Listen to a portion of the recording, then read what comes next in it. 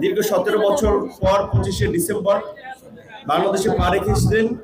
আপনারা সেদিন তার বক্তব্য শুনেছেন। তিনি বলেছিলেন, I have a plan for the people, for the country.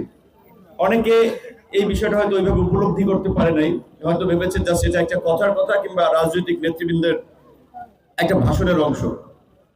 প্রকৃত অর্থে আমরা তার সাথে কাজ করতে গিয়ে দেখেছি তিনি যেটি বলেছেন তার একটা প্ল্যান আছে দেশের জন্য, দেশের জনগণের জন্য, এবং সেটি যে একেবারে বিভিন্ন স্টেক হোল্ডারদের সাথে আলাপ আলোচনা করেছিলেন, স্কাইপে যুক্ত হয়েছিলেন।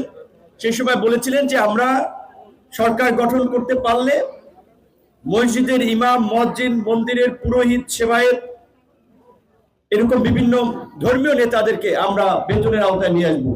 সেটিও কিন্তু আপনার শুরু করে দিয়েছেন। 3 নম্বর হচ্ছে এই বৃহৎ প্রতিশ্রুতির যে খাল খনন কর্মসূচি, যেটি মূলত আজকের প্রধানমন্ত্রী তার পিতা আধুনিক বাংলাদেশের রূপকার শহীদ প্রেসিডেন্ট জিয়াউর রহমান 1977 সালে তখনকার বাস্তবতায়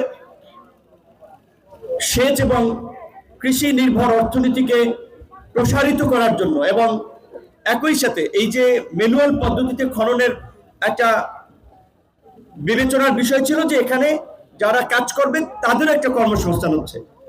তো পিতার পথেই আমরা দেখতে পেলাম পুত্র বর্তমান বাংলাদেশের প্রধানমন্ত্রী, বাংলাদেশের অবিসংবাদিত নেতা জনাব তারেক রহমান একইভাবে নির্দেশনা দিয়েছেন। এবং আজকে আপনারা দেখেছেন যেটা ইঞ্জিনিয়ার সাহেব বলেছেন যে আজকের এই উদ্বোধন কর্মসূচিতে ওইভাবে কোনো নাম ফলক রাখা হয় নাই, ফুল দিয়ে শুভেচ্ছা জানানো, স্বাগত জানানো, এই সমস্ত ফর্মালিটি গ্রহণ করা হয় নাই। এটাও কিন্তু প্রধানমন্ত্রীর একটা অনুশাসন যে আমরা ফর্মালিটির চেয়ে কাজের মধ্যে যত দ্রুত আমরা স্টার্ট করতে পারি, কাজের প্রতি তার ডেডিকেশন। আপনারা জানেন যে 9টার আগে সচিবালয়ে চলে আসেন তিনি।